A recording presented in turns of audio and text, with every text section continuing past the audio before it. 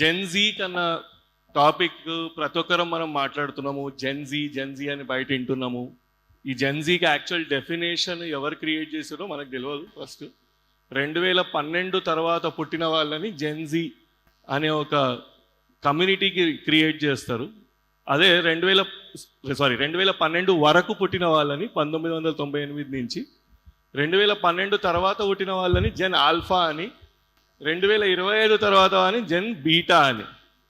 ఈ alpha, beta, Gen Z ఈ పదాలు ఎవరు క్రియేట్ చేశారో దానికి మూలం ఎవరు చెప్పలేరు.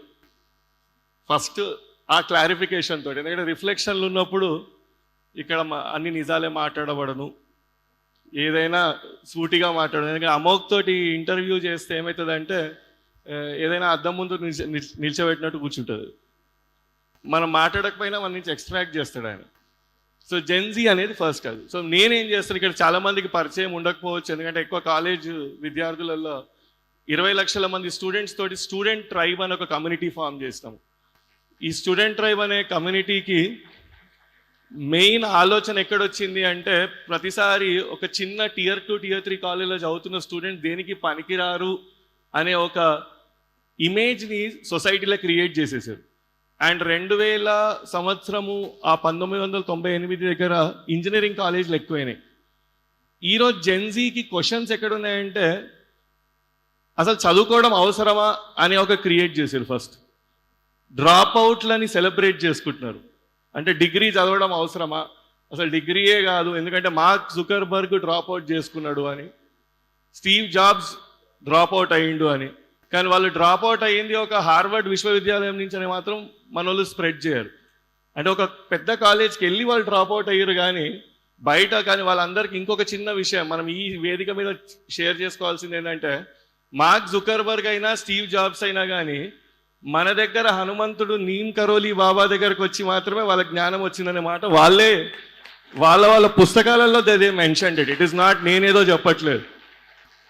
మన దేశంలో హనుమంతునికి ప్రతిరూపం లాగా హనుమంతుని కొలిచేవారు ఎవరికైనా తెలుసా, నీమ్ కరోలి బాబా అని. ఆయన దగ్గరికి స్టీవ్ జాబ్స్ వచ్చిండు అక్కడ ఆ ఆశ్రమానికి. ఆర్ మార్క్ జుకర్బర్గ్ లైఫ్లో ఎప్పుడైతే స్టక్ అయి ఉండో స్టీవ్ జాబ్స్ చెప్పిండంట ఆయనకి, ఏంటంటే నువ్వు ఇండియాకి వెళ్ళి నీమ్ కరోలి బాబా ఆశ్రమంలో టైం స్పెండ్ చేయమని. సో ఈ జెన్జీ అనేది సనాతనాన్ని సునూతనంగా ఎట్లా చెప్పాలి అనేది ఫస్ట్ థింగ్. బికాజ్ వీళ్ళందరికీ మనం చిన్నప్పుడు మెమరైజింగ్ నేర్పించేవాళ్ళు, కానీ ఈరోజు ఏఐ వరల్డ్లో క్వశ్చన్ అడగడం నేర్పించాలి. మన చిన్నప్పటి నుంచి మనకు అందరికీ ఆన్సర్స్ చెప్పడం నేర్పించారు, కానీ ఈ ఆర్టిఫిషియల్ ఇంటెలిజెన్స్ వరల్డ్లో ప్రాంప్ట్ ఇంజనీరింగ్ అనేది చాలా ఇంపార్టెంట్. ఫస్ట్ థింగ్ వీళ్ళందరికీ క్వశ్చనింగ్ ఎక్కువైంది, ఎందుకంటే too much information is available. ఒకప్పుడు ఇన్ఫర్మేషన్ నేర్చుకోవాలంటే ఒక లైబ్రరీకి పోవాలి.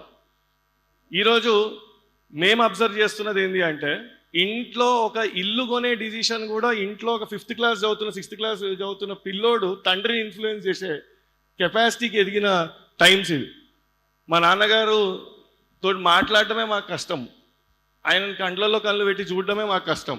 నా కొడుకు ఇప్పుడు చెప్తాడు ఫోన్ పాతగా అయింది, కొత్త ఫోన్ అప్గ్రేడ్ చేసుకోమని. సో ఈ పిల్లలకి they have too much information. First చిన్నప్పుడు మాకు చెప్పేటోళ్ళు, నువ్వు ఎవరితో తిరిగితే అలాంటి తోడివి తయారవుతావురా నువ్వు అని. కానీ జెన్జీకి ఏంటంటే, ఎలాంటి పేజీలు ఫాలో అవుతున్నావు, ఎలాంటి ఛానళ్ళని సబ్స్క్రైబ్ చేసుకుంటున్నావు ఆన్లైన్లో కనుక, అలాంటి ఓడివి నువ్వు తయారవుతావు అని. So we have to keep a check on gen z that what are they consuming. Third thing జెన్జీలో మేము అబ్జర్వ్ చేస్తుంది రెగ్యులర్గా ఏంటంటే, పుస్తక పఠనం అనేది, పుస్తకాల PDF ఫైళ్ళని ChatGPTకి అప్లోడ్ చేసి అడుగుతున్నారు కానీ వీళ్ళ పుస్తకాన్ని మాత్రం చదవట్లేదు. So how can we talk more things to them? And నాలుగోది, వీళ్ళందరూ కూల్ జనరేషన్ అయిపోయారు. నువ్వు రిలీజియస్ అని చెప్తే వర్కౌట్ కాదు, వాళ్ళకి స్పిరిచువల్ అని వర్కౌట్ అవుతుంది. మీరు రిలీజియసా అంటే కాదండి మేము స్పిరిచువల్ అంటారు. సో వీళ్ళకి మతానితో పాటు వాళ్ళ అభిమతాలు ఎక్కువైనాయి. అంటే ఒపీనియన్ అనేది వాళ్ళకి భావ వ్యక్తీకరణ చాలా ఎక్కువైంది. సో కంక్లూడింగ్, జెన్జీ తోటి మీరు ఆయన అనుభవాలు చెప్పండి అన్నారు కనుక, వీళ్ళకి వోకల్ పవర్ అంటే ఎక్స్ప్రెషన్ ఆఫ్ ఒపీనియన్ చాలా ఎక్కువైంది. సో వీళ్ళకి మనం ఏం చేయొచ్చు? పెద్దవాళ్ళతోటి నేను ఈ మధ్యలో ఆర్గ్యూ చేస్తున్నా.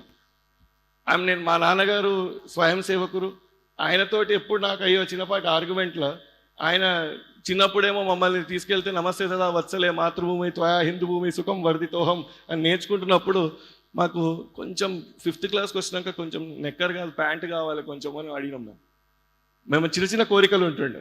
కానీ ఇప్పటి పిల్లలకి ఏంటి అంటే మేము రైట్ కాదు, మేము లెఫ్ట్ కాదు, మేము సెంటర్, అంటే మేము న్యూట్రల్ అని చెప్పుకోవడం అనేది చాలా అలవాటైంది. దీనికి వీళ్ళకి how do we convey them, చెప్పే విధానం అనేది మారాలా, ఎక్స్ప్లెయిన్ చేసే విధానం చెప్పే విధానం చేంజ్ అయితే వీళ్ళంత పవర్ఫుల్ జనరేషన్ ఏదీ లేదు. వీళ్ళు కన్ఫ్యూజ్, ఒక చిన్న correction అమోక్ before I end, confused generation కాదు వీళ్ళు, generation with too many options. They know what they want but they don't know the route. ఎట్లా అంటే గూగుల్ మ్యాప్స్ ఉంది కానీ దాంట్లో లొకేషన్ పెట్టడం తెలియదు, ఎక్కడికి పోవాలో. వాళ్ళ దగ్గర అన్ని టూల్స్ ఉన్నాయి కానీ ఎక్కడికి వెళ్ళాలో మాత్రము తెలియదు. They are very happy in the place where they are in. So how do we maybe ఇలాంటి కాన్క్లేవ్ల వల్ల కరెక్ట్ మెసేజ్ పెద్దవాళ్ళ నుంచి how do they get that information. So చిన్న లైన్ పక్కన పెద్ద లైన్ డ్రా చేయాలి అనేది మన ఒక ఆలోచన. Thank you.